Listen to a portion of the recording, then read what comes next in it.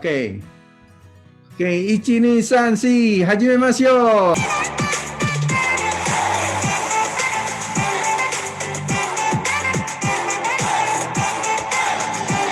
Tiga, dua, satu. San ni ichi, hajimemasu yo. Minasan, kembali lagi bersama. Selamat sore dulu untuk para sahabat Kyodai semua yang ada di Indonesia, dan selamat sore untuk selamat malam untuk sahabat Kyodai yang ada di Jepang, dan selamat petang untuk semua sahabat yang di mana saja Anda berada. Hari ini tanggal 9 Januari, selamat tahun baru untuk semuanya. Juga kembali lagi bersama Deden di sini dari Kyodai, dan ada Ara dalam acara Ngopsor. Halo, kebetulan juga sore. Ya, kebetulan juga dari Ngopsor kali ini kami telah hadir dengan bersama kami untuk ngobrol bareng, yaitu Bapak Usman. Selamat sore Pak Usman, terima kasih sudah bergabung.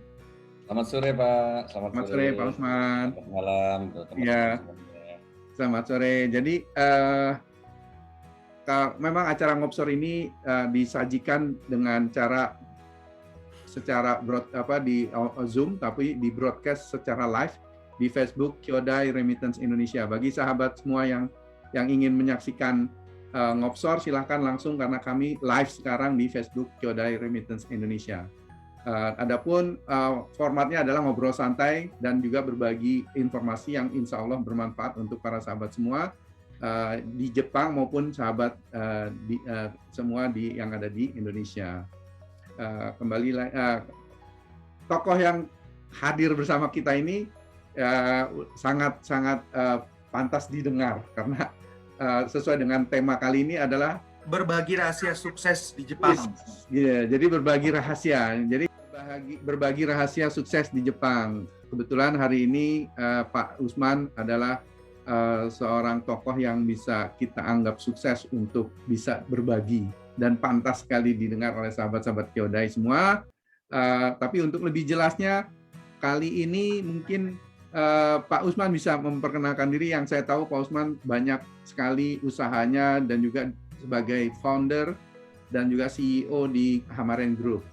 Pak Usman juga sudah berkeluarga. Kemudian Pak Usman berasal dari satu daerah dengan Pak Dubes ya Pak ya. Dari mana Pak? Dari Jember ya Pak? Dari Magetan Pak. Oh Magetan. Iya, dari Magetan. Nah, supaya saya nggak salah, lebih baik Pak Usman aja deh yang ceritanya. Yang baik. Langsung menyampaikan. Silakan Pak Usman. Baik, selamat malam sahabat semua, adik-adikku, kakak-kakakku yang ada di Jepang maupun di Indonesia. Terima kasih sebelumnya Pak Capada Sukaldi yang sudah mengundang saya di acara Ngopi Sore kali ini. Nama saya Usman, bagi yang belum kenal. Usman, kadang-kadang di sini dipanggil Usman, dipanggil Naito, ya. Yang mana saja, ya. Silakan monggo, yang enak yang mana. Ya, saya lahir 44 tahun yang lalu Pak di Magetan, kota kecil. Kota kecil. Tetanggaan sama Pak Dubes ya. Pak Dubes ya. Ponorogo ya. Oh Ponorogo. Karasidenan ya. Oh iya.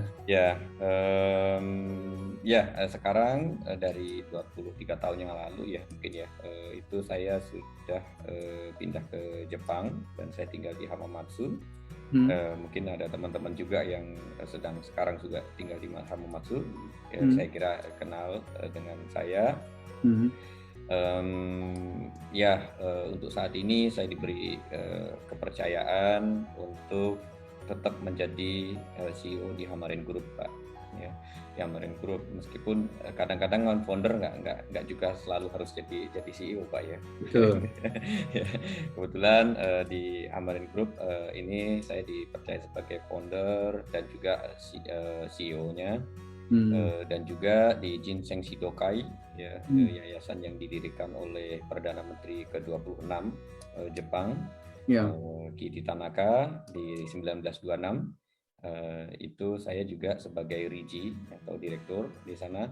Kami juga konsen ke pelatihan dan pendidikan untuk anak-anak SD di Jepang. Ya, kita sering mengadakan kunjungan kepada instansi-instansi agar memberikan mimpi kepada anak-anak itu yang kita sebut dengan Kids Challenge, Pak. Jadi ada YouTube-nya, YouTube channelnya ada Kids Challenge. Nanti dicek, itu adalah kegiatan kami di Ginseng Sikokai, Pak. Kids Challenge, Pak ya? Ya, betul. Jadi, oke, ini menarik sekali nih.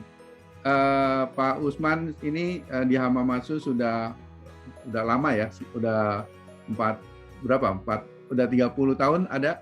23 tahunan, Pak ya, 22 berjalan ya. 22 tahunan, oke. Pak Usman, kalau misalnya Hamaren itu bergerak di bidang apa? Mungkin bisa disampaikan. Dan ya, saya dengar Hamaren sendiri kita ada beberapa bidang usaha, Pak ya. Di antaranya Hamaren Transport, kami memberikan fasilitas pengantaran dan penjemputan dari bandara sampai bandara, bagi orang-orang Jepang yang sedang bisnis trip ke Indonesia.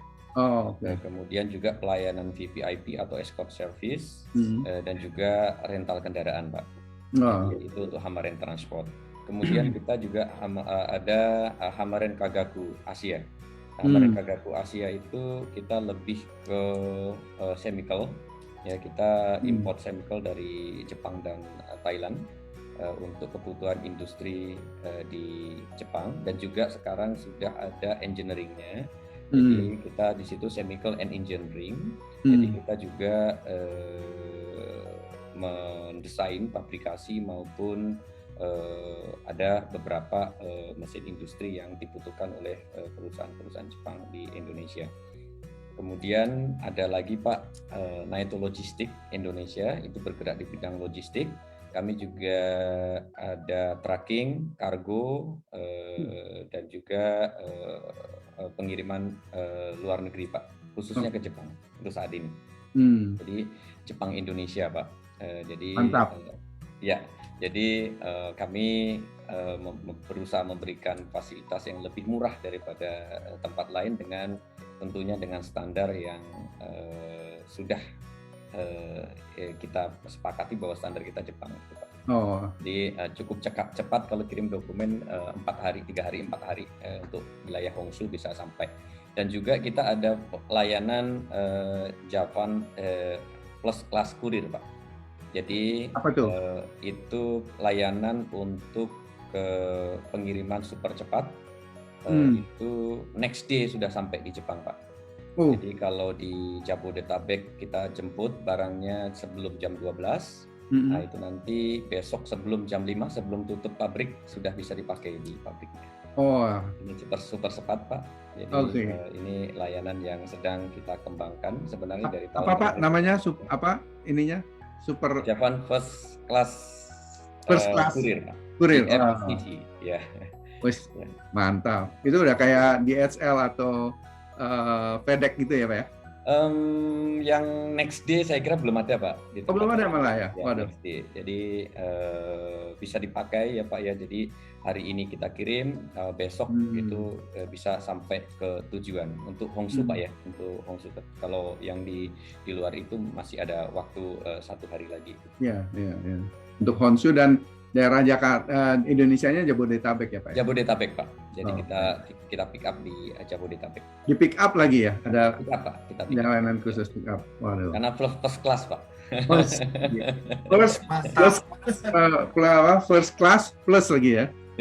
Mantap. First class plus. Oke, Pak Hamaren. Pak Hamaren jadinya. Saya ini mau nanya mengenai Hamaren gitu loh. Ini Hamaren kan saya kenal Pak Usman ini karena Hamaren sebagai Hamaren, CEO Hamaren yang juga punya usaha sending organization, Pak ya, dan juga Kumiai di sini ya. Saya nggak tahu apa benar pokoknya keterlibatan kami kan selalu dalam urusan pemagangan ya kan, Pak ya. Biasanya kan gitu. Nah, ternyata belum saya sampaikan tadi, Pak. Boleh. Ya. Silakan. Ada Hamaren Corporation yang di Jepang, itu TSK, ya, Torokushi Kikang, dan juga ada Hamaren Education Center, itu ada di Indonesia. Kita mendidik pemuda-pemudi Indonesia untuk bisa kita kirim ke Jepang. Dengan sistem Pak, kita sekarang mengembangkan sistem ya pengembangan SDM jangka panjang Pak. Jadi kita itu bekerja sama dengan SMK di mana anak kelas 3 Pak atau kelas 12 SMK itu kita sudah adakan rekrutmen, kemudian kita didik selama 1 tahun Pak di SMK kelas 3 itu. Jadi kolaborasi pendidikan antara lembaga pendidikan dengan kami. Jadi nanti ada kurikulum 2 yang kita pakai, kurikulum dari sekolah maupun kurikulum daripada Hamaren yang sudah dikembangkan sendiri. Sehingga mereka mendapatkan hard skill-nya dari sekolah, tetapi mendapatkan soft skill-nya dari kami. Termasuk 5S ya Pak ya, termasuk budaya industri di Jepang dan lain sebagainya. Sehingga mereka lulus itu nanti sudah siap untuk terjun di dunia industri. Itu yang kami kirim ke Jepang Pak. Dan di Jepang sendiri karena kami juga ada kantor perwakilan untuk SO, Sending Organization-nya. Kemudian juga saya kebetulan sebagai advisor di 2 AO, sehingga kami anak-anak yang kami kirim dari Indonesia itu nanti di Jepang juga kami tetap lakukan pemantauan dan pendidikan secara berkala. Dan juga kami sudah bekerja sama dengan BINUS University. Waktu pembukaan Bapak juga hadir ya Pak ya. Ada betul, dari Kemenlu, ada dari KPRI, ada Pak Susilo dari BINUS ya, salah satu owner BINUS ya, kita buka di Hamamatsu waktu itu Pak ya. Jadi itu berlanjut Pak. Jadi anak-anak ini kita didik sejak dini tentang budaya industri, budaya kerja, etos kerja dan lain sebagainya. Kemudian kita antarkan ke perusahaan Jepang. Di sana nanti juga di tahun kedua Pak, di tahun pertama dia harus belajar hard skill-nya ya, belajar tentang pekerjaannya secara detail. Nah nanti di tahun kedua itu kita harapkan mereka bisa ikut kuliah online ya di BINUS, sehingga bisa membagi waktu dengan baik. Kita juga akan bantu untuk bimbing sehingga nanti 3 tahun nambah lagi Pak, 2 tahun jadi 5 tahun karena kami Yurio, AO kami itu Yurio, jadi bisa 5 tahun. Nanti setelah 5 tahun itu dia selesai program pemagangan, juga selesai S1-nya gitu. Wah, mantap. Kita berharap nanti Pak anak-anak kita ini, adik-adik yang kita didik ini kelak bisa mengupgrade dirinya ya, bukan hanya etos kerja yang dia dapat, bukan hanya uang yang didapat, akan tetapi juga edukasionalnya bisa meningkat, sehingga pulang ke Indonesia juga gampang sekali untuk bisa masuk di perusahaan Jepang dengan level di manajemen, tidak lagi harus masuk dari level worker ya, karena dia sudah memiliki 1 tingkat kelebihan, yaitu S1 dan bahasa Jepang tentunya, dan etos kerja tentunya ya. Atau mau balik tetap di Jepang lagi, ada 2 juga itu Pak, bisa ikut SSW karena kami juga ada TSK, atau nanti kita bisa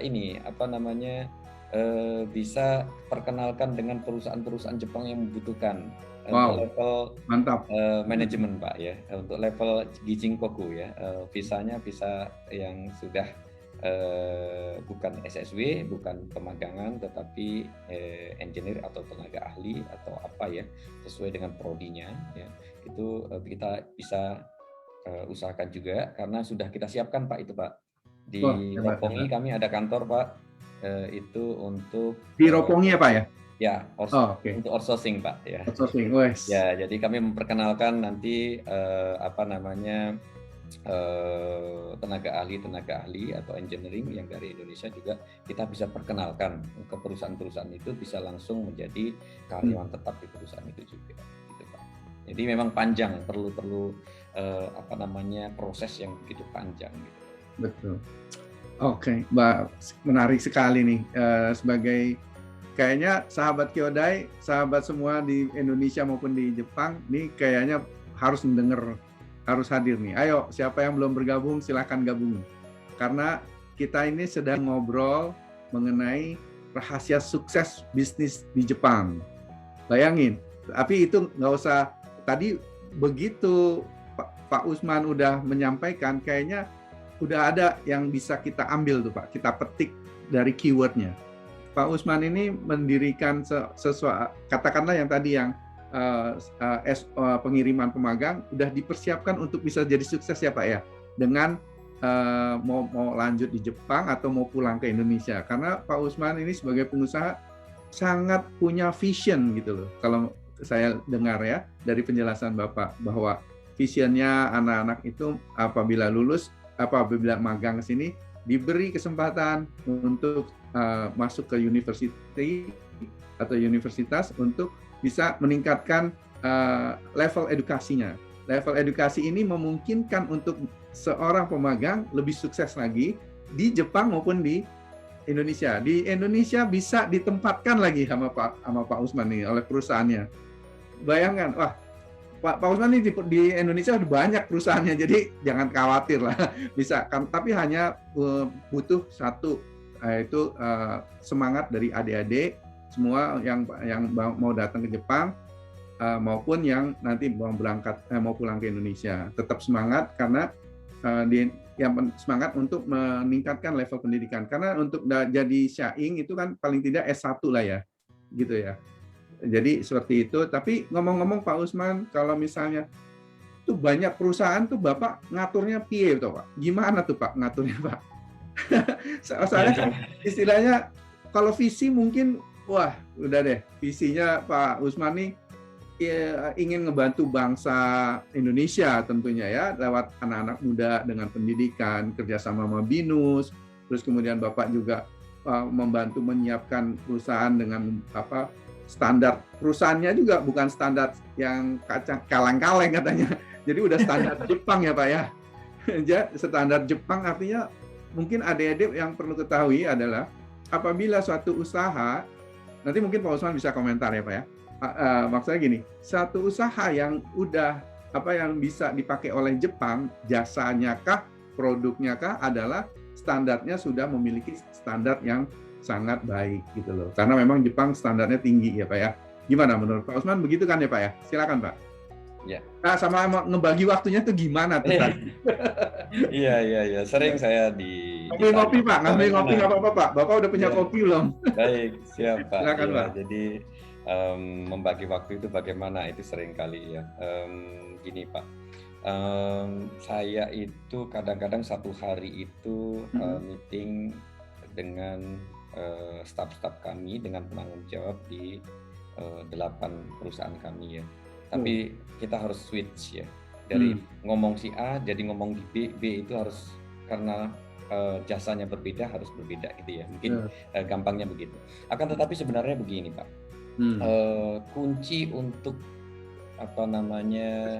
memanage suatu organisasi maupun suatu perusahaan itu sama Pak, ilmunya sama. Kayak ilmu akunting kan sama Pak, cuman tambah kurang bagi kali. Itu aja, nggak ada lagi. Jadi jangan akunting susah nih, waduh jangan. Di Jepang juga banyak orang bukan lulusan akunting tapi dia jadi akuntan di perusahaan-perusahaan karena dia belajar. Intinya dasarnya kita harus punya. Dasarnya untuk memanage suatu perusahaan itu bagaimana, itu harus punya dulu.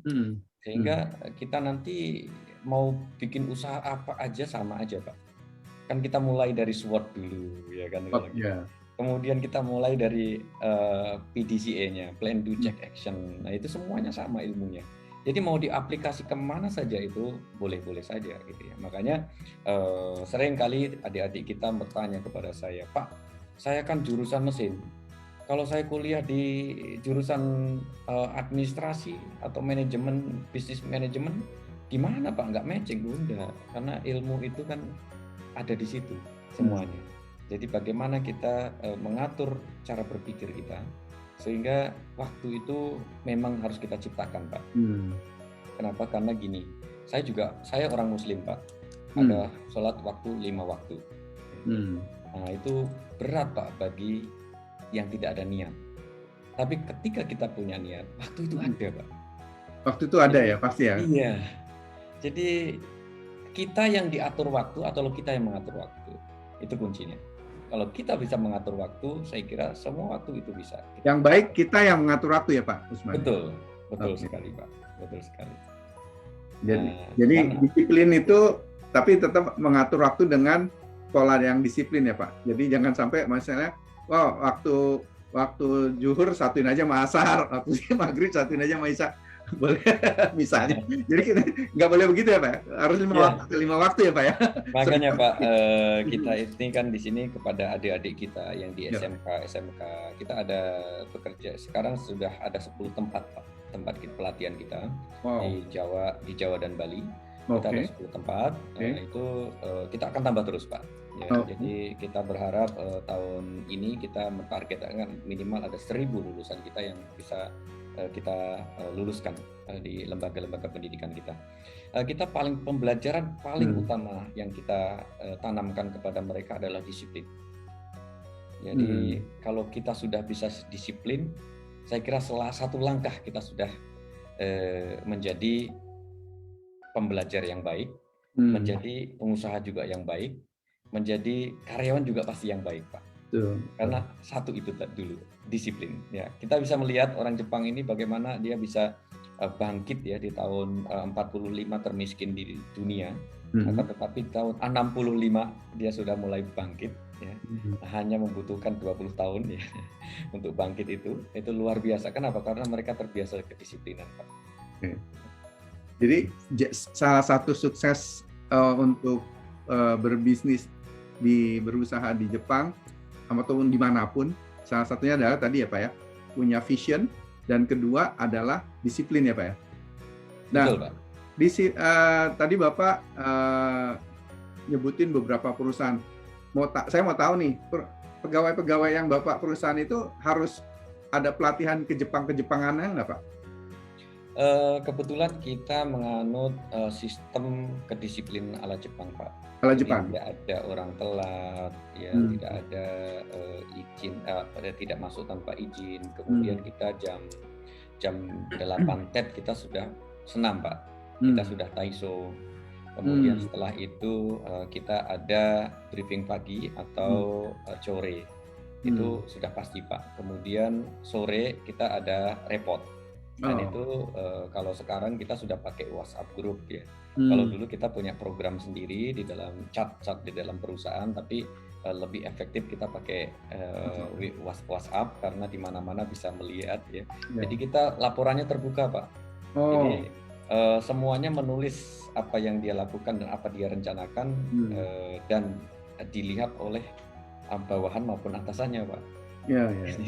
Jadi kita dengan keterbukaan ya. Jadi tidak ada lagi tutup-tutup, saya ngapain ditutup-tutup, tidak ada. Jadi kita terbuka satu sama lain, baik atasan maupun bawahan bisa saling melihat dalam satu proyek itu, Pak.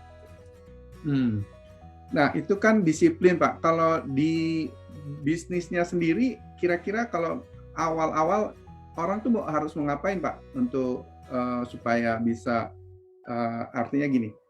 Dulu Pak Usman kan pasti punya naluri lah ya, punya insting bisnis gitu. Wah, nih ada opportunity, terus ini saya bisa gitu loh. Kalau yang ini mungkin nanti aja saya nggak bisa, nanti saya tunggu ininya. Apakah begitu? Bagaimana caranya Pak Usman itu memulai suatu usaha supaya mungkin teman-teman juga pengen tahu gitu loh. Selain saya udah disiplin kok, saya udah jadi Jisuse 3 tahun, saya udah masuk LPK, udah masuk ini, udah ikut pelatihan. Tapi untuk usaha itu seperti apa mulainya, Pak? Oke, kalau kita mau memulai usaha, yang pertama kita harus pahami adalah apakah kita memiliki kemampuan yang cukup di bidang itu, Pak. Ya, artinya kita harus tahu dari A sampai Z, gitu ya. Jadi saya juga dulu belajar dari teman-teman yang sudah sukses, Pak ya. Dari lebih dulu buka bisnis lah ya, Pak ya. Ya, bertanya, kok kamu bisa jualan bakso sih gitu ya, tapi bukan baksonya internasional ini gitu ya. Nah, saya tanya gitu ya, saya belajar itu dari nol, dari dorong bakso sendiri ya, sampai omsetnya miliaran gitu ya. Nah, itu pernah saya mendengarkan cerita langsung dari foundernya sendiri. Dan saya kira saya sudah banyak mendengar dari para pendiri-pendiri baik yang di Jepang maupun yang di Indonesia, yaitu bahwa kita harus memahami A sampai Z gitu ya. Jadi ketika kita mau mendirikan, kebetulan tadi saya belum sebutkan Pak Marsha pada Sukardi ya, saya panggil Pak Deden aja ya. Deden aja Pak. Teman-teman Pak Deden ya. Soalnya pada tahunya Deden. Ya dari Pak Deden, bahwa kita sekarang sudah ketika kita harus menggunakan IT di zaman pandemi ini, kita tahun kemarin sudah mendirikan perusahaan IT. Ya. Kenapa kita mengambil itu IT gitu ya? Tapi ya memang ya sudah beberapa kali kita mencoba untuk masuk di dunia IT, tetapi masih belum berhasil. Apa yang saya lakukan? Saya join venture dengan perusahaan IT akhirnya. Ya, kita kolaborasi dengan perusahaan yang memang sangat-sangat kompeten di bidang itu. Gitu. Tapi apakah saya tidak perlu memahami tentang IT? Saya juga belajar lagi, Pak. Saya belajar lagi teknik informatika di Shizuoka University. Jadi memang kita harus memahami itu, gitu ya. Ya betul. Jadi kalau nggak memahami, ya jangan masuk di bidang itu. Gitu. Oke. Saya kira begitu, Pak. Oke. Ya, berarti ketika mau mulai usaha itu lihat kompetensi dari diri kita, ya kan Pak ya. Terus apabila ada opportunity sesuai dengan kompetensi kita apa tidak gitu kan Pak ya.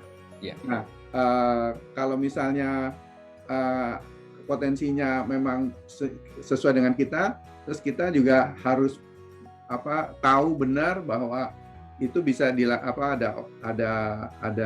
marketnya atau ada demand-nya supaya kita jadi ngecek dulu ya Pak ya. Kira-kira seperti itu. Kemudian tadi modal segala macam disiplin sih itu udah harus lah ya, udah kudu lah dibilangnya ya. Jadi ketika Bapak juga misalnya membuka tadi joint venture, sama kalau misalnya tidak mau buka itu bisa modal sendiri, bisa joint venture ya Pak ya. Jadi usaha itu kan ada dua Pak, Bapak dari owner dari bawah yang kayak misalnya tadi tukang bakso itu dari dorong sendiri sampai punya miliaran omset.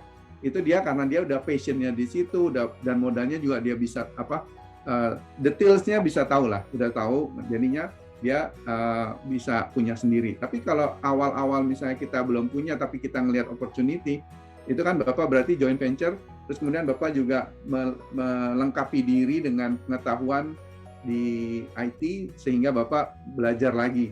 Dan kemauan belajar ini sangat berat sih memang kalau sebagai pengusaha, apalagi ya Bapak udah sibuk begitu masih belajar lagi kan. Nah, tapi intinya para sahabat, belajar ketika Anda tidak bisa ketika Anda mau memulai suatu usaha, Anda harus juga meningkatkan level pengetahuan Anda. Nasihatnya kata Pak Usman adalah kalau nggak tahu ya jangan masuk gitu ya Pak ya.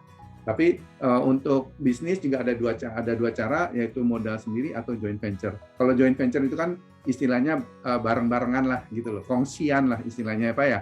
Yeah, Oke. Mungkin dari ada yang mau ditanyakan, Ra? Silakan, Pak. Saya sangat tertarik ya Pak Deden dan Pak Usman ya tadi mendengarkan bagaimana penjelasan dari Pak Usman mengenai bidang bisnis Pak Usman sendiri, dan memang sangat banyak ya bidang bisnisnya ya.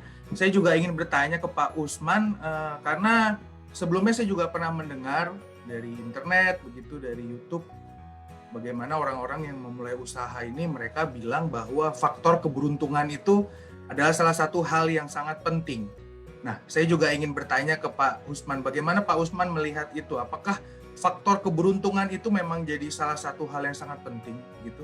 Ataukah memang faktor keberuntungan itu bukanlah hal yang sangat penting gitu, karena masih banyak faktor-faktor lain yang bisa menjadi hal yang lebih utama, kayak semisal si pengusaha ini yang ingin berbisnis, dia bisa melihat, membaca peluang-peluang apa yang nantinya akan tren di ke depan, lalu ilmu manajemen. Bagaimana pendapat Pak Usman mengenai ini? Apakah keberuntungan laki itu sangat berpengaruh bagi orang-orang yang ingin berusaha? Itu saja Pak. Ya. Silakan Pak. Wah, ini luar biasa ini ya. Beberapa kali saya juga dalam diskusi saya ditanya ini Pak. Jadi gini Pak, ketika kita ingin meningkat ataupun bisa berhasil, sebenarnya ada 3 faktor penting, Pak.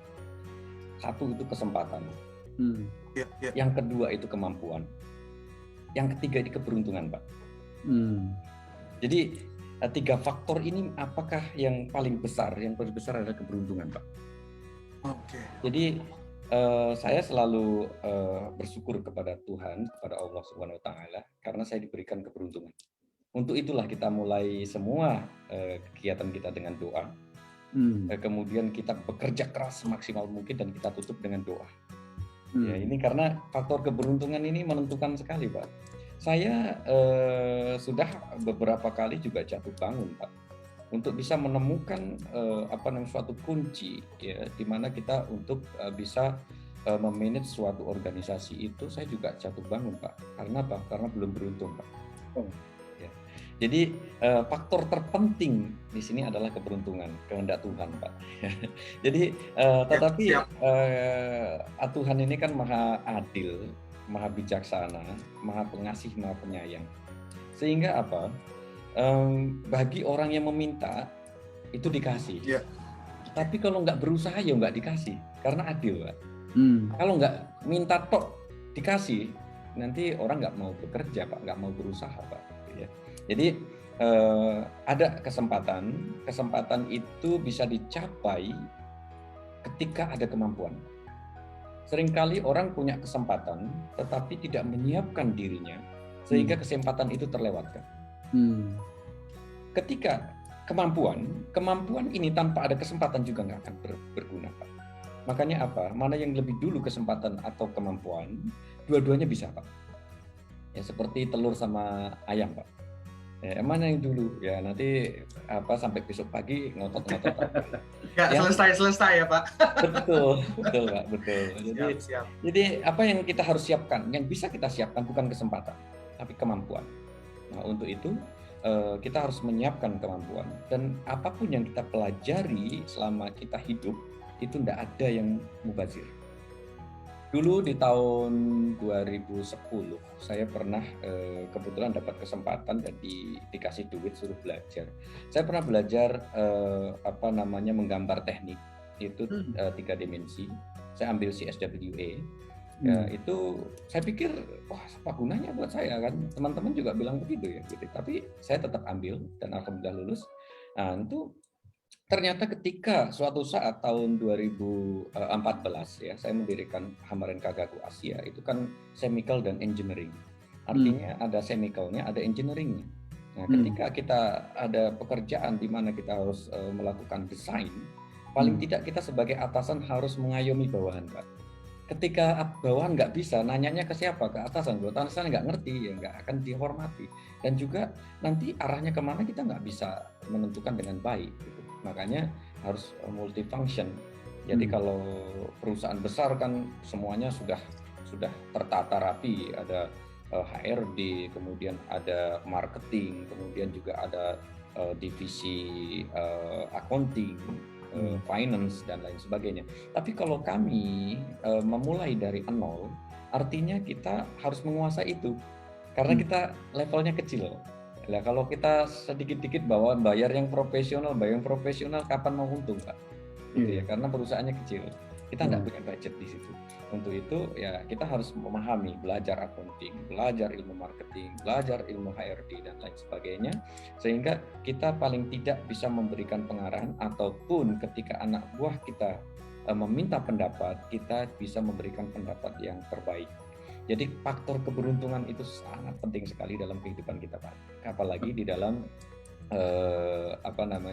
kita berbisnis. Karena kalau tidak beruntung, Pak, kita punya kemampuan, kita punya kesempatan, nah itu juga akan terlewatkan.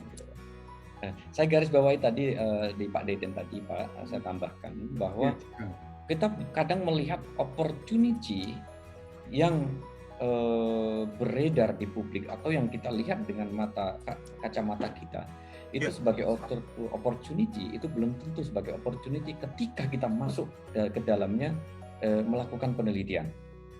Makanya kadang-kadang bagi orang yang baru akan belajar menjadi pengusaha, dia main hantam kromo sehingga dianggap opportunity, dia ikut-ikutan. Nah, padahal dia tidak bisa memikirkan 3 tahun ke depan, 5 tahun ke depan, 10 tahun ke depan itu seperti apa. Padahal kita harus pikirkan itu ketika kita membuat planning. Karena hal yang pertama harus kita lakukan ketika kita akan membuat perusahaan adalah kita membuat perencanaan. Perencanaan jangka pendek, jangka menengah, jangka panjang. Artinya jangka pendeknya berapa? 3 tahun. Jangka menengahnya berapa? 5-7 tahun. Jangka panjang berapa? 10-15 tahun. Kita harus punya itu sebagai pedoman, sehingga di tahun pertama kita membutuhkan finance kita berapa yang harus kita siapkan. Di tahun kedua itu berapa.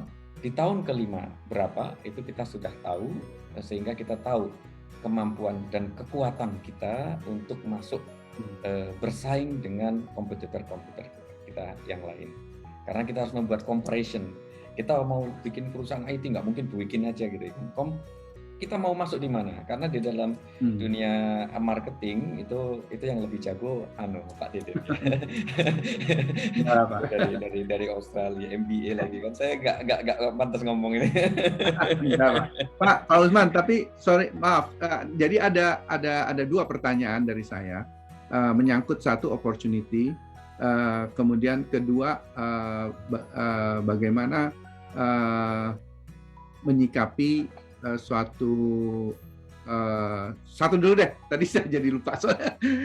Ada yang pertama adalah opportunity, bagaimana kita bisa memberi untuk masuk ke menangkap bahwa opportunity. Tadi kan Pak Usman menyampaikan bahwa nggak semua opportunity itu baik, jadi harus ada sesuatu yang kita teliti dulu gitu ya, kita lihat dulu. Nah, sementara boro-boro kita mau dapetin banyak opportunity, biasanya dapetin opportunity itu gimana caranya gitu loh. Nah, itu satu, Pak. Nah, kedua ya Pak, jadi kalau biasanya kan orang kerja sampai 10-an tahun kerja, nggak tahu gitu apa yang mau dilakukan. Karena dia nggak tahu ada opportunity di depan mata atau di belakang, di samping kiri, samping kanan, atau lewat teman, dia nggak tahu. Nah, gimana kiatnya Pak Usman itu ya? Satu. Kedua, tadi Pak Usman bilang bahwa kita harus punya planning, Pak.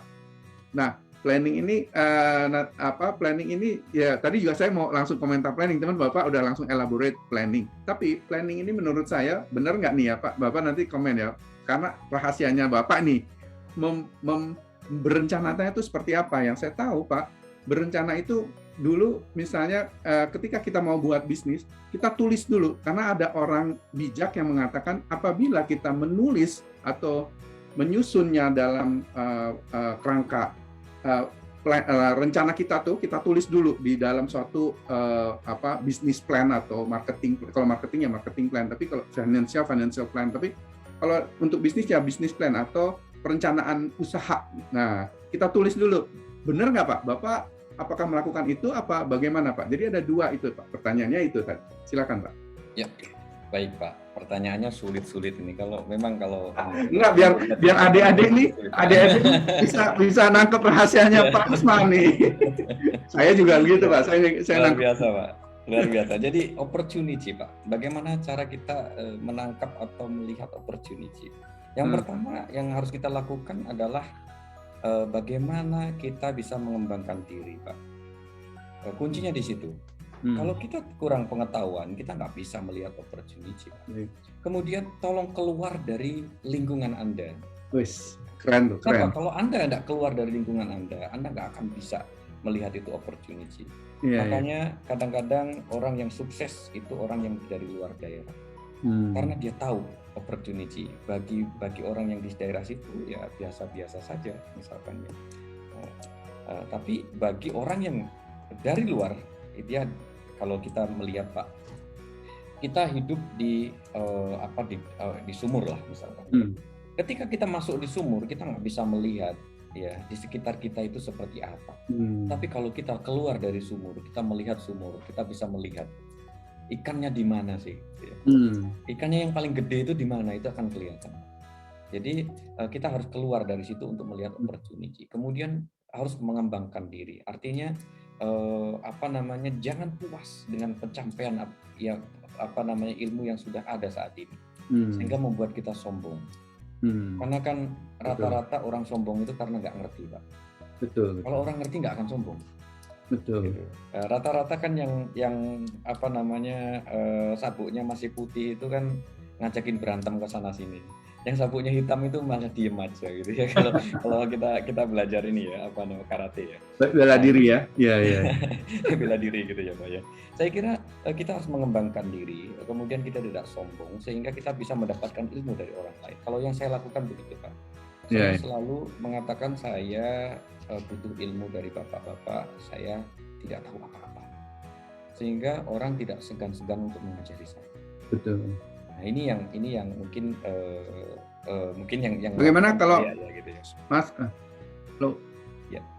Bagaimana Pak Usman kalau kita melihat apakah kita akan bisa dapat banyak opportunity kalau kita misalnya develop network kita, misalnya tadi kan kalau Pak Usman bilang bahwa kalau kita harus jangan di dalam harus open minded lah, harus pandai bergaul, harus mungkin itu apakah itu yang dimaksud dengan mendevelop atau mengembangkan network atau jejaring kita. Nah, itu apakah Pak Usman setuju itu? Kalau misalnya setuju itu, gimana sih sebenarnya ngembangin jaringan tuh? Yang tadi Pak Usman bilang harus lihat, harus tahu ikannya di mana. Tapi gimana ya? Saya harus kemana nih? Harus tahu ikannya yang banyak, yang gede di mana? Lewat jejaring? Apakah terus gimana ngegedein jejaring itu, Pak? Ya, gini Pak. Ada pepatah mengatakan bahwa burung terbang pasti sejenis, Pak. Jadi nggak mungkin burung emprit terbang dengan burung elang. Dimakan, Pak. Iya benar. Jadi harus sesuai ya. Iya, untuk itu Pak, pengembangan diri nanti akan membawa kita pada network yang selama ini kita tidak punya. Jadi pengembangan diri selalu, jadi jangan puas ketika Anda sudah menjadi seorang akuntan hebat. Ya. Jangan puas ketika Anda sudah menjadi marketing yang hebat. Artinya apa? Ketika menjadi marketing yang hebat, mungkin marketing yang hebat di situ. Begitu di grup yang lain mungkin ya belum ada apa-apanya gitu ya. Untuk itu secara otomatis Pak, ketika kita sudah bisa mengembangkan diri kita, kita akan masuk pada lingkungan yang berbeda. Ada kalanya kita terbang bersama emprit, ada kalanya kita bisa terbang dengan burung gereja, ada kalanya kita bisa terbang dengan burung elang. Nah, ini yang penting. Sehingga kita ini nanti punya posisi bagaimana ketika kita terbang bersama dengan burung gereja, bagaimana kita terbang dengan burung elang, karena ini berbeda, cara pandangnya berbeda, terbangnya juga ketinggiannya berbeda. Nah, ini akan membawa kita pada network yang lebih luas lagi. Ketika kita ada network yang lebih luas lagi, kita akan punya cara pandang yang berbeda, Pak. Cara pandang yang berbeda. Ketika kita sudah bisa mempunyai cara pandang yang berbeda, itu akan memudahkan kita untuk menemukan opportunity yang sesuai dengan kita. Kita dalam hidup ini, saya kira apalagi adik-adik yang masih muda-muda ini adalah pencarian jati diri, Pak. Sebenarnya passion saya ini di mana sih? Gitu. Sebenarnya Tuhan itu memberikan kelebihan saya itu apa? Itu harus dicari, Pak. Kalau nggak dicari ya nggak ketemu, Pak. Nah, untuk mencari itu bagaimana ya, kita harus belajar berbagai disiplin ilmu. Saya kira begitu Pak. Jadi tidak ada masalah Pak, kita bekerja di sektor ini terus, tapi nggak apa-apa, kita harus belajar di sektor yang lain, tidak masalah. Jadi kalau sahabat-sahabat nih, kalau versinya Pak Usman mengembangkan jejaring itu dengan cara meningkatkan kemampuan, di mana Anda harus belajar misalnya, dan belajar gitu loh. Dan itu mungkin salah satu yang saya tangkap. Tapi mungkin juga ditambah lagi sama tadi Pak Usman menyampaikan bahwa kita harus tahu passion kita di mana juga ya Pak ya. Nah, saya dengar Pak dari ketika Bapak menyampaikan tentang burung terbang dengan sejenis ya Pak ya. Supaya jadi kita tahu diri gitu ya Pak ya. Misalnya kita masih emprit ya, kita terbangnya masih sama emprit, nggak mungkin sama elang ya Pak ya. Nah, kalau saya ada yang ngajarin gini Pak, ketika kita sekolah Pak, ya kita sekolahnya belajarnya apa sih gitu loh, atau kita sekolah tuh sekolah dalam arti kata tanda kutip ya Pak. Misalnya ketika kita magang itu kan belajar. Nah, ketika kita belajar ini, itu anggap aja sekolahnya kita, di mana sekolahnya kita bekerja apa aja disuruh, masih disuruh. Nah, jadi selama pikiran kita masih mau bekerja, ya kita akan jadi pekerja gitu loh, Pak. Nah, ada yang ngajarin saya, Pak, bahwa kalau Anda mau jadi macan, berperilakulah seperti macan. Sama sih sebenarnya sama yang burung terbang dengan sejenis ya, Pak ya. Kalau saya diajarinnya gini, mungkin nanti ini komentar saya aja nih, Pak.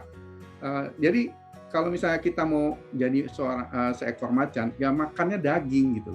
Kalau kita makannya daging, larinya juga harus kenceng supaya kita punya tubuh tuh agak terbentuk supaya untuk menerkam mangsa lain gitu loh, yang daging.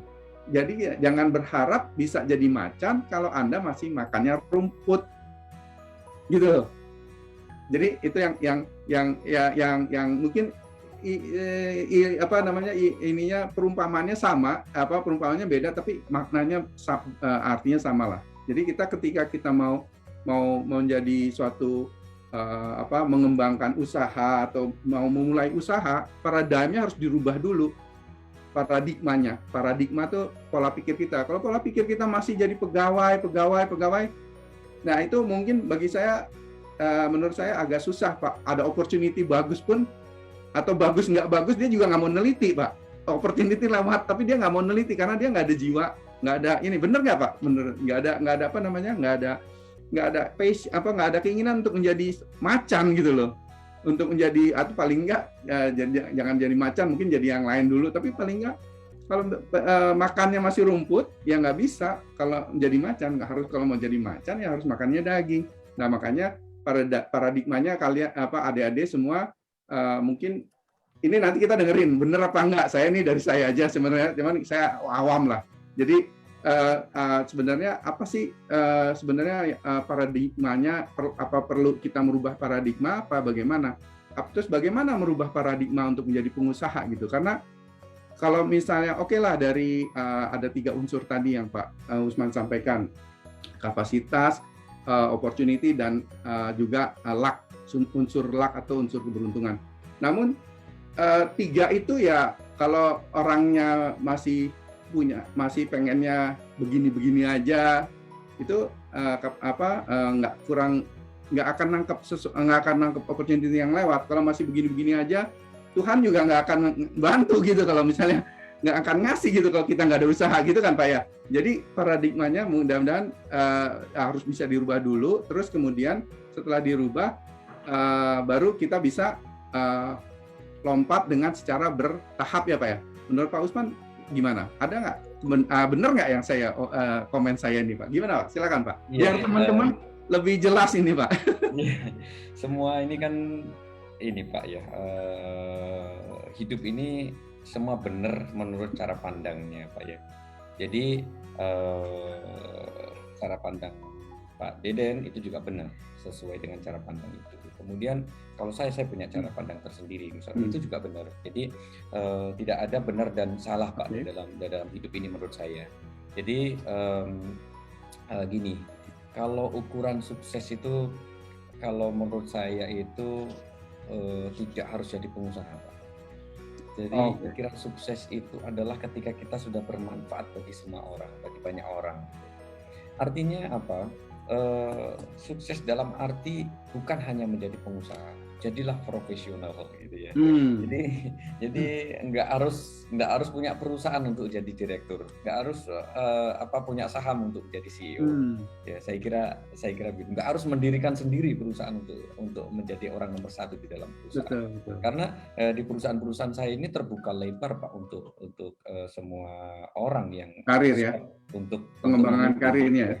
Untuk memimpin gitu ya. Saya siap kapanpun untuk mundur di perusahaan saya untuk digantikan yang lebih baik. Saya sudah sampaikan kepada semua staf kami gitu ya, secara terbuka gitu ya. Artinya gini, jadilah profesional ya. Profesional itu apa ya? Profesional itu yang benar-benar bisa memimpin kalau jadi pemimpin. Bekerja dengan baik kalau menjadi pekerja. Seperti misalkan profesional untuk menjadi tukang las misalkan. itu kalau sudah profesional kan luar biasa juga, dan kelak bisa menjadi pemimpin, bisa menjadi leader, bisa menjadi manajer, bisa kelak setelah itu bisa mendirikan perusahaan. Kenapa? Karena stepnya itu kan manusia itu ada, step pertama adalah menjadi pekerja, Pak. Kemudian step keduanya menjadi profesional. Step ketiganya jadi pengusaha. Step keempatnya itu menjadi investor. Yang sering kali terjadi, jadi dari pekerja punya duit, tiba-tiba jadi investor. Sehingga tidak tahu bagaimana rule perjalanan daripada pekerjaan itu. Sehingga ini menjadi salah. Ya, kadang-kadang ini seringkali saya sampaikan kepada adik-adik ya, bahwa pulang dari Jepang punya uang langsung jadi investor. Ada stepnya, hidup ini ada stepnya, nggak tiba-tiba jadi kaya. Memang ya tiba-tiba misalkan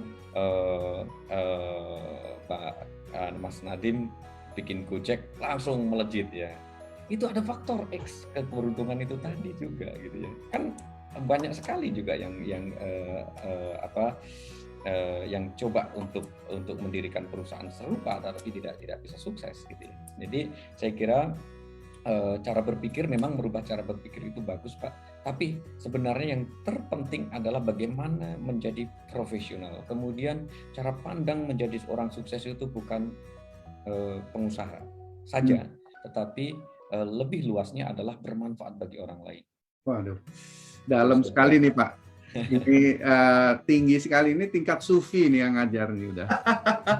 Berat. Oke, Pak Usman, Pak Deden, saya ada pertanyaan buat Pak Usman lagi. Ini sangat menarik ya tentunya ya topik kita kali ini, karena bicara mengenai bisnis, dan yang kedua adalah salah satu pembicaranya adalah Pak Usman yang kita tahu beliau ini sudah sangat punya pengalaman yang banyak ya di bidang bisnis, baik di Indonesia maupun di Jepang. Pertanyaan saya Pak Usman, mengenai ini terkait mengenai pengembangan diri ya Pak Usman ya. Bagaimana pandangan Pak Usman, semisal begini Pak, saya orang yang bekerja di bidang marketing. Bagaimana pandangan Pak Usman mengenai apakah untuk pengembangan diri saya, apakah saya hanya cukup untuk mengembangkan diri di satu bidang, yaitu di bidang yang saya geluti, atau apakah lebih baik saya juga mengembangkan diri di bidang lain gitu. Karena ada banyak sekali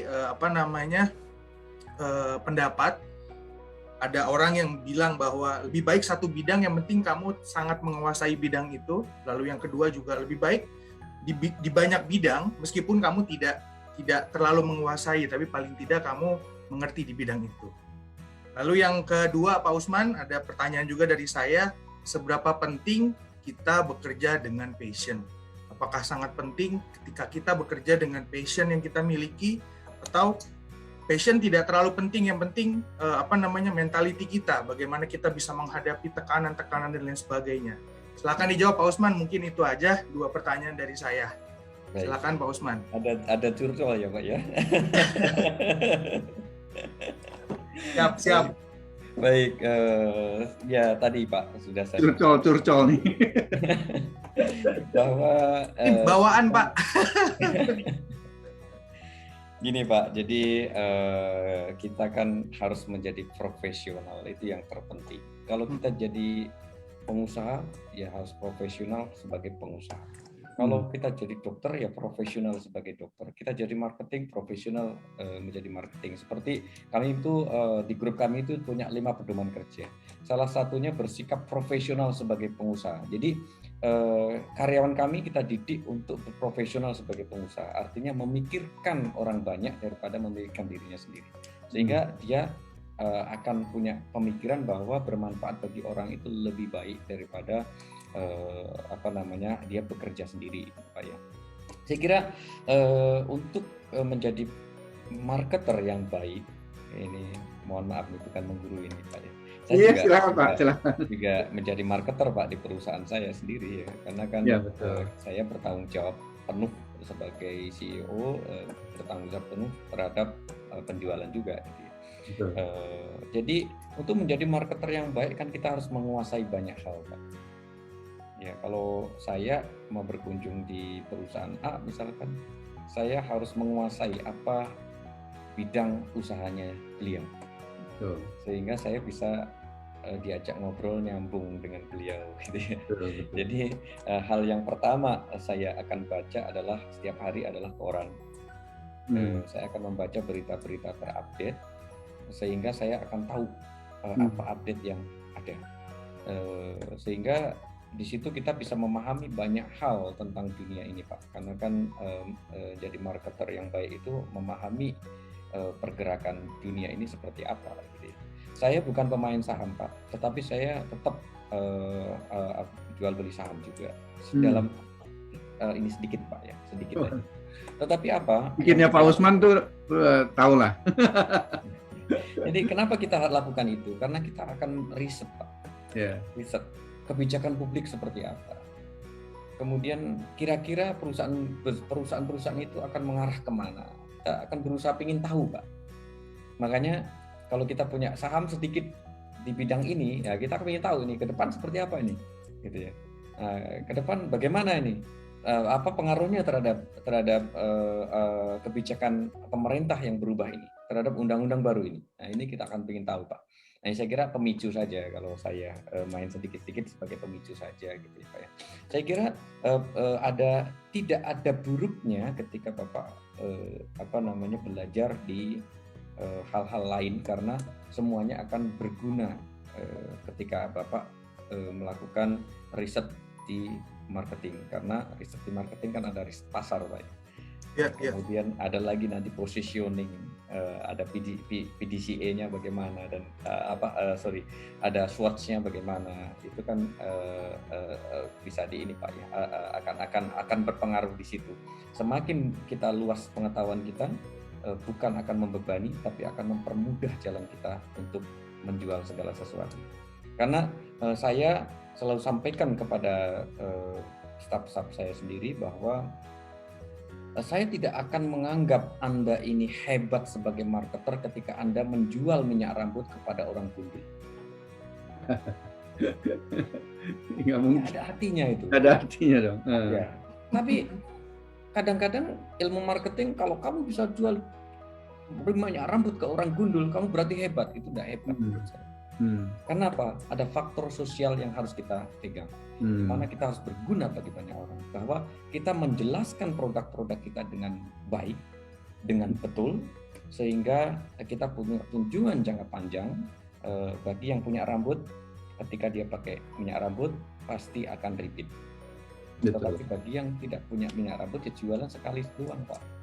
Itu pun dikasihkan sama orang gitu. Terus masih dimaki-maki dalam hati, Pak ya, didoain nggak bener gitu. Saya kira gitu, Pak. Dan juga untuk bekerja apakah perlu passion, itu saya kira ada perlu dan tidak perlu, Pak.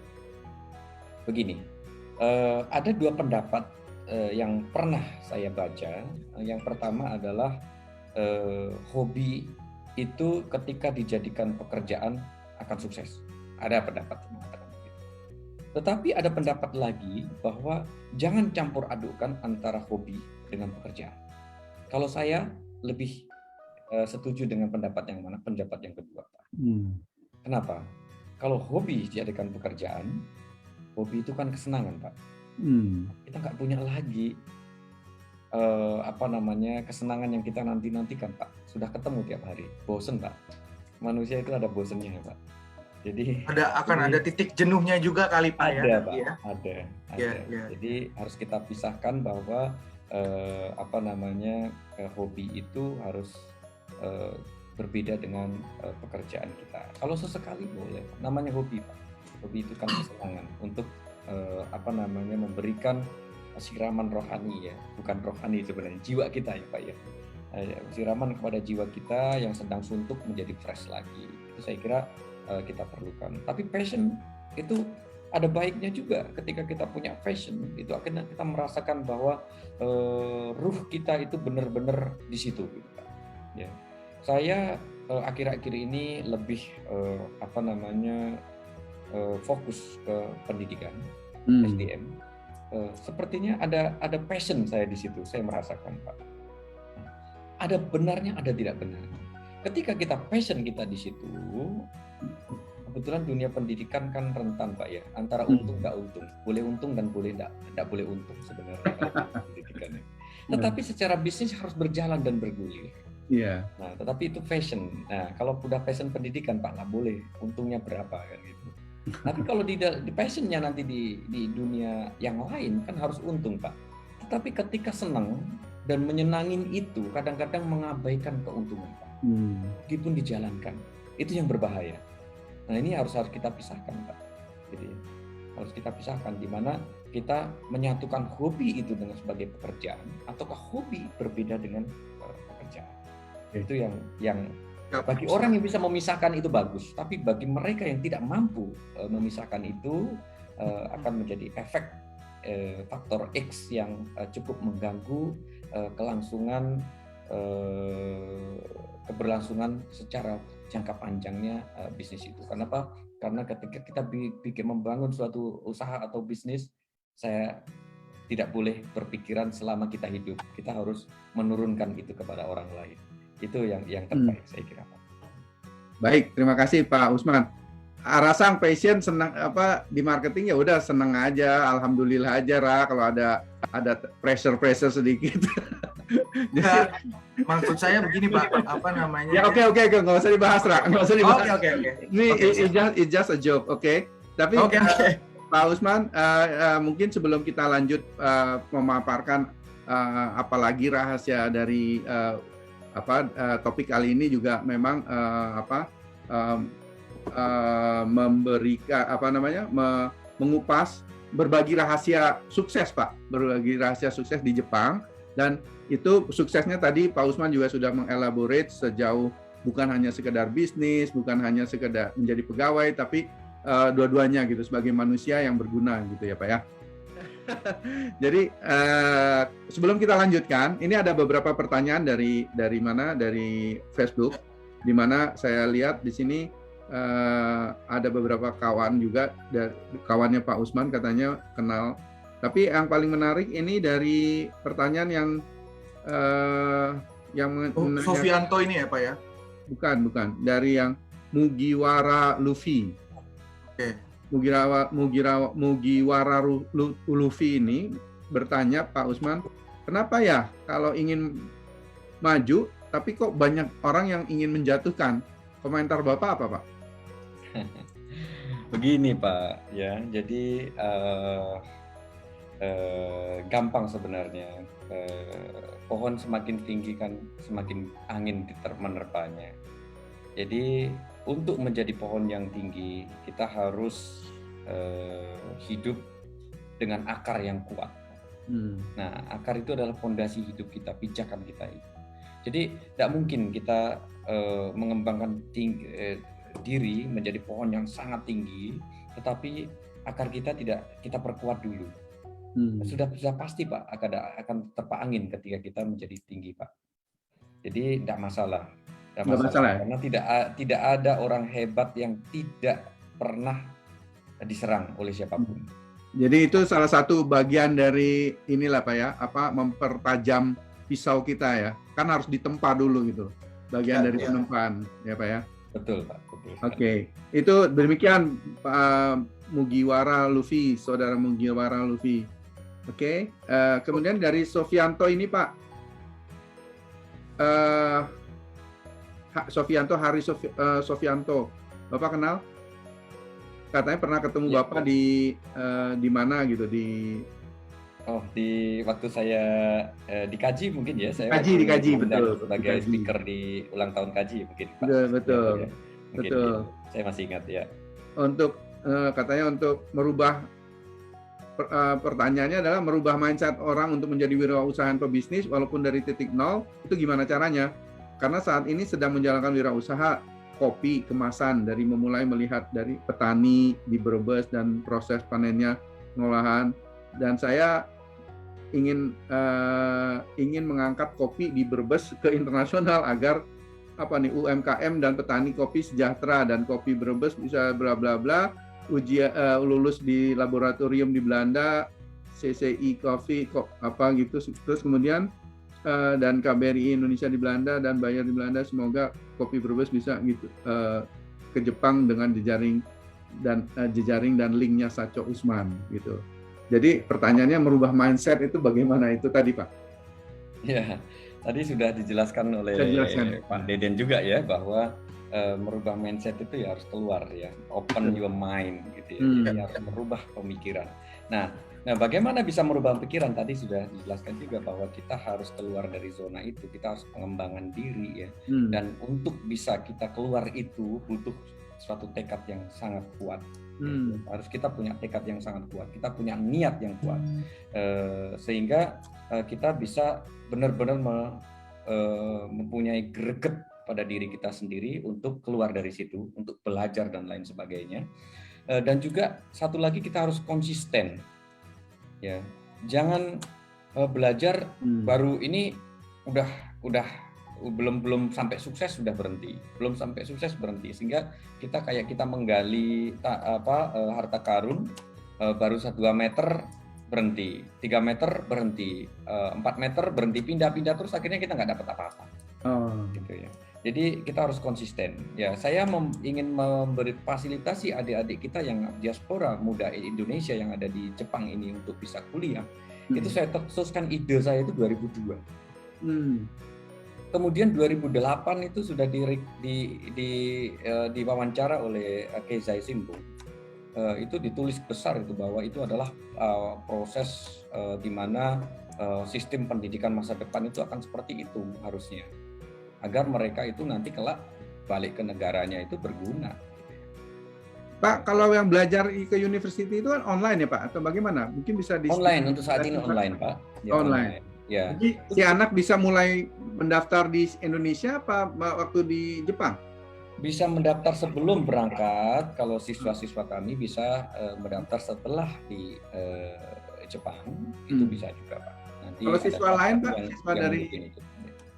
kalau siswa dari misalnya yang Kensusei atau Junisei yang sudah ada di Jepang tapi bukan dari Hamaren, bisa nggak Pak? Bisa Pak, kita diminta untuk membuka untuk semua diaspora Indonesia, ya kita berikan itu ya, kita berikan itu.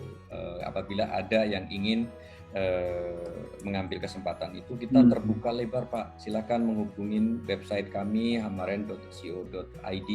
Di situ ada call centernya, silakan bertanya. Pasti nanti staf kami akan memberikan keterangan-keterangan maupun penjelasan-penjelasan yang gamblang. Saya kira gitu Pak. Jadi prosesnya kita bicara tentang konsistensi Pak tadi ya. Kita konsisten bahwa kita punya tujuan itu. Nah, 2008 masuk koran di ini, tapi regulasi kita belum mendukung itu gitu ya. Baru 2012 itu Wakil Presiden mengesahkan 5 universitas yang boleh memiliki kuliah online ya, 2012 ya, 10 tahun berikutnya baru kita mulai 2019 kemarin Pak ya. Jadi butuh waktu 18 tahun ya untuk mewujudkan itu. Artinya kita harus konsisten. Ketika saya berhenti di 2012 nggak selesai Pak, nggak akan terwujud ini. Ketika kita berhenti 2018 nggak akan selesai Pak, nggak akan terwujud. Artinya sampai itu terwujud, Anda harus konsisten memegang apa yang menjadi niat baik Anda. Jadi pengusaha, ya udah, sampai jadi pengusaha jangan pernah berhenti. Tapi ingat, jadi pengusaha itu beda dengan menjadi pekerja.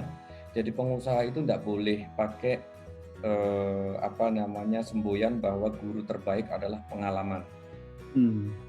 Kenapa? Kalau pengusaha sekali bangkrut nggak bisa bangkit, susah. Pinjam bank juga nggak bisa. Nggak dipercaya di mana-mana, makanya nggak bisa pakai itu. Jadi bagi pengusaha, guru terbaik adalah pengalaman orang lain. Untuk itu, untuk menjadi pengusaha harus pandai untuk melakukan penelitian terhadap kegagalan orang lain, supaya kita nggak gagal. Betul.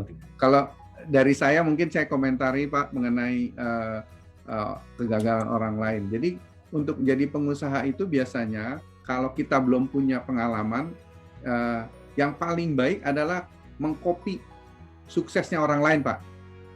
Jadi mengcopy. Jadi kita harus banyak baca buku mengenai tokoh yang orang sukses gitu loh. Jadi kita ikutin, oh jalan ceritanya dia begini, dia harus dia misalnya dulu orang-orang yang saya tahu sih memang tokoh-tokoh yang bergerak di bidang IT ya. Tapi misalnya seperti dulu Bill Gates sama Steve Jobs itu seperti apa, Dell, terus Howard Packard gimana cara dia mulai membuka usaha empire bisnisnya. Pokoknya kita harus mengcopy aja, ikutin gitu. Oh dia begini, oh dia bisa software, oh dia buka software development sampai akhirnya Microsoft, akhirnya Apple. Jadi kalau untuk menjadi misal mau dunia usaha kopi tadi si Pak Sofianto ini ya baca aja mengenai tokoh-tokoh yang sukses di kopi gitu loh. Kita tiru, jangan sampai kita mencoba-coba yang tadi Pak Usman nasihatkan ya Pak ya. Kira-kira menurut Bapak setuju nggak Pak? Gimana Pak? Betul Pak, betul. Jadi kita ini perlu ngenger Pak. Jadi ngenger kalau bahasa Jawa. Kalau bahasa Indonesianya apa ya? Kita jadi kacung aja dulu Pak. Ya, saya tidak pernah malu ketika saya menjadi kacung orang-orang hebat. Saya akan meniru. Ya, saya pernah mendengarkan interviewnya Ichiro ya. Saya kira tahu ya, pemain Yakyu ya. Ya itu bagaimana kok bisa sehebat itu? Karena dia punya figur yang dia akan tiru segalanya. Ya. Makanya kita kalau ingin jadi pengusaha, kita harus punya figur siapa yang harus kita tiru. Kalau bisa kita ngenger di situ, ngenger di situ, belajar mengikuti beliau apa yang dilakukan dan lain sebagainya gitu ya. Saya dulu juga belajar Pak, bagaimana untuk menjadi marketer yang baik. Saya belajar kepada marketer hebat orang Jepang. Saya belajar itu dia punya catatan khusus tentang customer. Sampai apa yang tidak suka dia makan, dia tahu semuanya. Hebat. Luar biasa ternyata. Dan ketika kita berbicara, kita nggak akan singgung-singgung tentang makanan yang nggak dia suka ataupun hal-hal yang dia suka. Itu semuanya di list Pak, punya catatan khusus. Dan itu saya belajar langsung kepada beliau-beliau yang sudah memang seorang marketer hebat gitu ya. Jadi saya kira kita perlu ya, kita tidak tadi ya, kita harus merendahkan hati kita ya, tidak tinggi hati, di mana kita harus belajar kepada orang lain bahwa menganggap semua orang itu adalah guru. Yang sering saya sampaikan kepada staf-staf kami di grup itu bahwa ilmu itu ada di mana saja, seperti angin, kita mau hirup atau enggak, kita mau lihat atau enggak. Kalau kita nggak mau merasakan ya kita nggak tahu bahwa angin itu berhembus Pak. Tapi kalau kita diam, kita resapi, itu ternyata ada angin berhembus gitu. Itu yang saya kira. Jadi ilmu itu ada di mana-mana, tidak kelihatan, tergantung kita mau ambil atau tidak. Oh, gitu. Baik Pak Usman, ada satu pertanyaan lagi yang menarik nih dari Henry Sadega. Nanya bagaimana cara kita supaya kita tahu potensi besar yang tertanam dalam diri kita Pak Usman. Mohon maaf Pak, ini tadi kelewat saya. Bagaimana cara kita dari Pak Henry Sadega, bagaimana cara kita supaya kita tahu potensi besar yang tertanam dalam diri kita, Pak Usman? Baik, Mas Henry, untuk mencari jati diri, ya saya sebutkan tadi bahwa kita ini dalam proses pencarian jati diri. Untuk itu kita harus banyak mencoba. Belum tentu hal-hal yang sudah kita coba itu cocok dengan kita, dan belum tentu hal-hal yang belum kita coba itu nggak cocok sama kita. Artinya kita harus terbuka di situ, kita harus mencoba banyak hal, kita harus mempelajari banyak hal, sehingga kita akan menemukan jati diri kita, menemukan passion kita, menemukan kemampuan kita itu di mana. Jangan pernah berhenti, karena sampai saat ini saya juga tidak pernah berhenti. Saya tetap mencari dari diri saya. Demikian Pak Henry, mudah-mudahan terjawab ya. Pak Usman, dari saya itu mungkin ini menarik sekali sahabat Kyodai, bahwa pembicaranya ini memang berbagi rahasia sukses di Jepang, artinya maupun sukses di Indonesia. Dalam hal ini mungkin kita tekankan atau stressingnya hanya memang ketika kita ingin menjadi pengusaha, karena Pak Usman sendiri kita anggap sebagai pengusaha sukses yang ada di Jepang, tapi ternyata beliau juga punya mendirikan banyak perusahaan di Indonesia, ada first class plus ya Pak ya, yang kurir itu one day. Nah, itu hebat sekali. Jadi, tapi begini Pak Usman, pertanyaannya adalah masalah keuangan. Kalau Bapak kan udah punya berbagai sumber keuangan untuk bisa diriin atau joint venture lagi. Tapi untuk yang pemula, apakah ada saran dari Pak Usman untuk supaya kita mendapatkan modal? Apakah kita, sedangkan untuk ke bank, tentunya Pak Usman tahu ya, bank syaratnya harus 3 tahun, harus untung, segala macam. Nah, kalau yang belum itu gimana caranya Pak? Ya, sebelum itu Pak, tadi ada pertanyaan yang saya belum jawab tentang planning, business planning Pak ya. Oh ya. Nah ya, saya perlu jelaskan di sini. Silakan Pak. Agar kita tahu diri, kemampuan kita seperti apa, kita harus punya business planning. Nah, business planning ini kalau kita sudah mahir di situ, saya kira untuk membuat perusahaan 10, 20, 30 gampang aja, tinggal copy paste aja Pak. Ya. Jadi kalau kebetulan saya juga sebagai konsultan sebelumnya, jadi konsultan business development di beberapa perusahaan Jepang juga. Jadi kita selalu memberikan business planning. Business planning itu yang saya sebut tadi, jangka pendek, menengah maupun panjang. Di situ lengkap Pak, lengkap sampai laporan keuangan. Kita sudah bikin. Sehingga kita di tahun pertama kita meng-hire berapa orang, membutuhkan biaya berapa, biaya marketing kita berapa, apa yang kita jual, siapa kompetitor kita, berapa kita kulakan, semuanya harus tercatat secara detail di situ Pak. Sehingga tahun pertama kita mau untung berapa, itu sudah jelas Pak. Nah, kemudian nanti itu setiap sekian bulan itu bisa ditentukan masing-masing kebijakan, itu kita bisa update. Apakah ini sesuai dengan perencanaan atau tidak. Sehingga kita bisa memutuskan kita harus lanjut dengan lari cepat ataukah kita mau berhenti. Nah, di situ juga ketika kita mau pinjam di bank, nggak mungkin dong kita mau nambah kapital tahun depan, tetapi tiba-tiba bulan depan kita harus nambah kapital, nggak mungkin. Kita harus merencanakan itu jauh-jauh hari, ya 1 tahun sebelumnya misalkan, atau 6 bulan sebelumnya minimal. Dan lain sebagainya, itu yang harus kita lakukan. Nah, tadi ini ya Pak ya, apa tadi Pak? Permodalan Pak dari awal. Ya, permodalan itu kan bersinggungan dengan itu Pak. Tetapi perlu dicatat bahwa untuk menjadi pengusaha tidak harus punya uang. Ini menarik nih. Untuk jadi pengusaha tidak harus punya uang. Bagaimana ceritanya? Ayo sahabat Kyodai, silakan simak lagi. Silakan Pak Usman, jelaskan. Ini Pak Usman mau buka rahasia sampai dalam-dalamnya nih. Ya, ini ada fenomena yang salah dimengerti oleh orang-orang yang belum menjadi pengusaha. Kadang-kadang bahwa untuk menjadi pengusaha syarat utamanya adalah modal. Bukan. Tadi Pak yang saya sebut tadi, ada kesempatan, ada kemampuan, dan ada keberuntungan. Jadi ketika kita punya kemampuan dan kita bisa bertemu dengan kesempatan, saya kira kita bisa menjalankan itu. Ya, jadi kita bisa dipertemukan dengan orang-orang yang bisa memberikan crowdfunding misalkan. Kita banyak sekali yang bisa kita lakukan ini. Sekarang gini, Gojek perusahaan taksi, apakah dia punya mobil?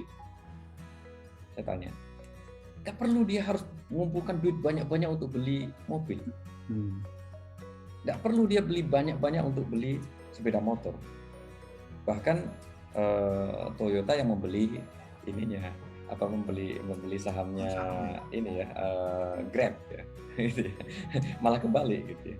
Jadi saya kira itu pengertian yang salah ketika kita harus punya modal. Kita harus punya kemampuan dulu. Ketika kita punya kemampuan, kesempatan kita hadir, kita tinggal mematchingkannya. Ketika kesempatan dan kemampuan itu sudah bersatu, tinggal kita menunggu keberuntungan. Nah, kemudian bagaimana Pak mengenai resiko Pak? Kalau Bapak sebagai pengusaha, bagaimana memanage resiko? Ya, dengan business planning yang bagus Pak, di situ kita sudah memanage manajemen resikonya sudah ada di situ. Sehingga ketika plan A, plan B, plan C paling tidak kita punya itu, plan A meleset kita sudah punya plan B, plan B meleset kita punya plan C, plan C meleset, nah itu kehendak Tuhan itu Pak. Jadi jadi keberuntungan belum berpihak kepada kita. Dan saya tidak selama ini langsung begini, tidak juga Pak. Kita sudah jatuh bangun berkali-kali juga gitu ya. Oh, tapi Artinya berarti Bapak udah juga pernah mengambil resiko yang walaupun Bapak udah mungkin prediksi dengan plan Bapak, bisnis plan Bapak, tapi tetap juga masih ada kegagalan yang terjadi, jatuh bangun gitu ya Pak ya. Ketika jatuh, terus Bapak, nah waktu jatuh itu bangkitnya gimana Pak? Sebagai ya, itulah Pak. Karena kita mempunyai manajemen risiko, sehingga kita tidak sampai jatuh sampai nol, Pak. Oke. Itu yang terpenting. Kenapa? Karena kita sudah punya manajemen risiko. Kalau kita tidak memanage manajemen risiko, ketika kita sudah bangkrut, kita nggak mungkin bisa bangkit lagi, Pak. Nah, supaya kita tidak bisa jatuh sampai yang paling bawah, nah kita harus punya manajemen risiko dengan plan A, plan B, plan C itu tadi, Pak. Baik Pak Usman, ini Ara katanya ada pertanyaan. Ada titipan Pak. Ya Pak Usman, ini saya mau bacakan pertanyaan. Ada dari pertanyaan dari Anom, Bapak Anom nih ya, yang tadi belum sempat kita bacain pertanyaannya dari Bapak Anom Pamungkas. Ini pertanyaannya seperti ini Pak Usman. Gimana cara untuk atasi titik jenuh dalam berwirausaha? Gitu Pak Usman. Ya. Silakan. Ya. Mengatasi jenuh dalam berwirausaha ya Pak ya? Ya, mengatasi titik jenuh dalam berwirausaha. Begini Pak, pengusaha ini kan orang yang berusaha Pak. Makanya disebut pengusaha. Nah, kalau kita tidak bisa berusaha, artinya jangan jadi pengusaha. Anda ada titik jenuh dalam pengusaha bagi seorang pengusaha Pak. Nah, titik jenuh itu kadang-kadang muncul bukan titik jenuh Pak. Titik di mana kita tidak punya jalan keluar. Itu pasti ada, Pak. Saya juga ada. Untuk itu, saya sendiri sampai sekarang punya beberapa coach, Pak. Jadi kita perlu coach, kita perlu orang yang kita ajak bicara, artinya lebih hebat daripada kita. Jadi bukan berarti seorang pengusaha besar yang terkenal itu tidak punya guru. Dia punya guru, punya penasehat. Kenapa? Ada titik di mana dia tidak tahu harus bagaimana. Bukan karena dia tidak tahu, atau mungkin karena dia tidak tahu juga gitu ya. Ada dua kemungkinan. Karena ilmunya belum nyampe, atau karena saking ruwetnya masalah. Nah, ketika kita mengatasi masalah dan kita ada di dalam masalah, sulit Pak kita menyelesaikan. Untuk itu kita butuh orang di luar sana Pak. Baik. Yang melihat masalah kita. Baik Pak Usman, ini udah hampir mau 12 menit lagi menjelang 2 jam Pak. Mungkin kita dipersingkat aja.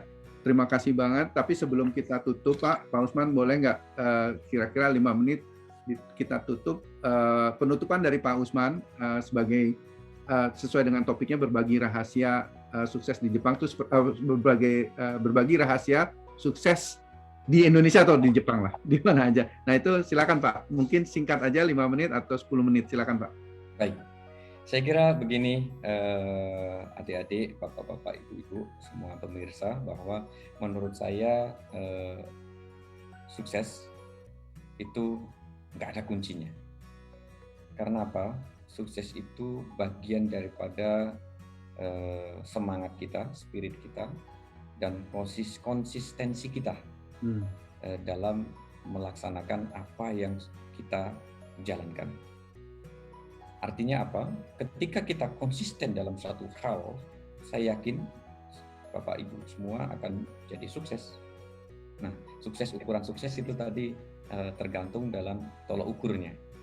Jadi jangan dengan tolok ukur yang sama dengan kesuksesan itu. Anda bisa sukses menjadi pengusaha, Anda bisa sukses jadi karyawan dan lain sebagainya. Intinya untuk sukses menjadi pengusaha ya tolok ukurnya ya berbeda-beda juga.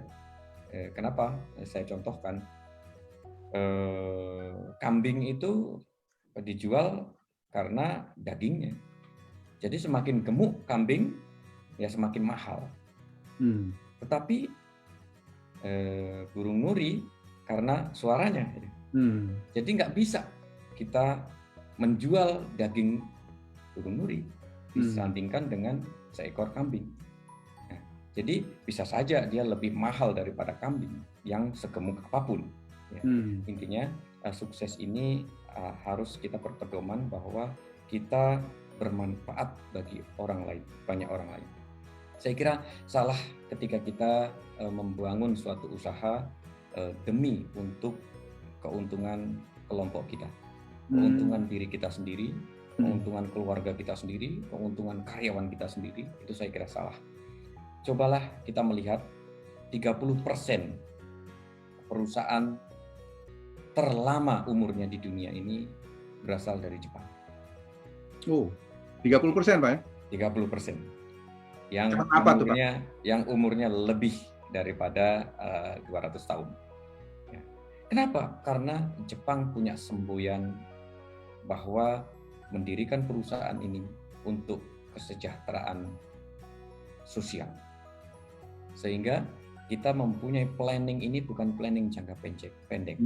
Kita punya planning jangka menengah dan jangka sangat panjang. Tadi sudah saya singgung bahwa ketika kita membangun suatu usaha, jangan berpikir dalam 1 tahun, 2 tahun, atau 10 tahun, atau selama Anda hidup, Anda harus mewariskan itu kepada generasi berikutnya. Sehingga apa? Sehingga kita punya itu tadi, tujuan jangka panjang bermanfaat bagi banyak orang. Ketika kita berpikiran begitu, saya kira kita akan terlahir ide-ide yang sangat bagus, yang kemungkinan sekarang tidak berguna pun di masa yang akan datang juga akan berguna. Dan kemungkinan jasa-jasa kita pasti akan dipakai oleh banyak orang. Nah, untuk mencapai sukses, jalannya tentunya tidak mudah. Semakin tinggi pohon, semakin harus banyak akar-akar kuat yang mencekram di bumi. Dan harus hidup di tanah yang subur. Nah, untuk itu carilah tanah yang subur untuk Anda berkembang. Kenapa? Sebaik-baiknya bibit ketika ditanam di tanah yang tandus, dia tidak akan bisa berkembang dengan baik. Untuk menjadi pohon yang besar, untuk menjadi orang yang besar, harus menjadi dirinya sendiri. Bibitnya artinya itu bibit yang unggul, yang mau berkembang, punya visi dan misi yang kuat untuk bermanfaat bagi banyak orang, banyak lingkungan sekitar, dan lain sebagainya. Akan tetapi harus memilih tempat yang subur. Tempat yang subur itu tempat yang bagaimana? Tempat yang memberi kesempatan Anda untuk berkembang. Memilih perusahaan yang memberi kesempatan Anda untuk berkembang. Artinya memberikan kesempatan Anda untuk belajar, banyak belajar. Memberikan kesempatan bagi Anda untuk berkembang, memberikan kesempatan Anda untuk bebas berpikir, memberikan pendapat-pendapat untuk kemajuan perusahaan, dan lain sebagainya. Jadi perlu bibit yang unggul, perlu tempat yang subur, tanah yang subur untuk bisa kuat diterpa angin yang kuat, yang hebat. Saya kira itu Pak, perlu ada kesempatan, perlu ada kemampuan, perlu ada keberuntungan, karena kita hidup pada Tuhan. Mantap. Terima kasih. Oke. Demikian para sahabat Kyodai semua. Ara, kita tutup aja kali ya. Ya, siap. Oke, baik. Jadi terima kasih. Sebelum kita ucapkan terima kasih sama narasumber kita, Pak Usman Naito, ada kesimpulan singkat 5 poin yang kita bisa cerna dari pembicaraan dengan Pak Usman dalam topik berbagi rahasia. Ternyata rahasianya ada 5, yaitu pertama ada motivasi. Apapun Anda harus punya spirit, tadi bahasanya Pak Usman adalah spirit atau motivasi. Kemudian kedua adalah rencana, dan saya nambahin kalau bisa ditulis. Jadi biar 50% katanya kalau rencana sudah tertulis itu sudah sukses 50%, Pak. Saya percaya itu. Itu kedua. Ketiga, setelah rencana, Pak Usman tadi men-elaborate adanya konsistensi. Jadi konsisten gitu. Kalaupun dapat opportunity yang ini nggak jadi, ya cari lagi opportunity yang lain. Tapi untuk bisa bertahan di satu bisnis, di dalam usaha, ada unsur keempat, yaitu persisten, atau jangan cepat menyerah, persisten. Jadi jangan cepat menyerah, kita harus bangkit lagi, seperti tadi juga Pak Usman sudah mencontohkan. Dan yang kelima adalah mungkin memberikan manfaat sebesar-besarnya untuk manusia, yaitu di mana ini juga adalah tugas dari agama, setiap agama. Jadi kita harus percaya sama Allah atau sama agama, karena yaitu tadi unsur luck, supaya kita luck-nya ditambahin sama Allah, sama Tuhan. Begitu ya Pak ya, poinnya Pak ya. Mudah-mudahan ini Pak Usman, kami dari Kyodai, saya dan Ara, terima kasih banyak dalam waktunya Pak Usman Naito yang begitu sibuk mengurusi beberapa perusahaan dan memberikan pengajaran, kontribusinya juga kepada masyarakat di Jepang maupun di Indonesia itu sangat besar. Dalam keadaan sibuk masih sempat hadir di Ngoksor. Terima kasih banyak loh Pak Usman. Semoga sehat. Terima kasih banyak Pak Usman. Untuk pemirsa, mohon maaf yang sudah mudah-mudahan yang sudah bertanya terjawab, dan mudah-mudahan kita bisa ketemu lagi di Ngoksor. Yang belum bisa sempat nanya, silakan nanti komen di Ngoksor episode ke-7. Nah, kemudian terima kasih untuk yang sudah komen. Jangan sungkan-sungkan, dan juga kalau mau belajar ada Hamaren langsung ke S1, itu saya sangat mendukung sekali, supaya bisa Anda leverage level Anda atau mengangkat derajat hidup Anda sendiri. Oke, itu aja dari saya. Terima kasih Pak Usman. Assalamualaikum warahmatullahi wabarakatuh. Semoga sukses semua. Salam sehat. Kita keluar dari live ya Pak ya. Terima kasih. Terima kasih Pak.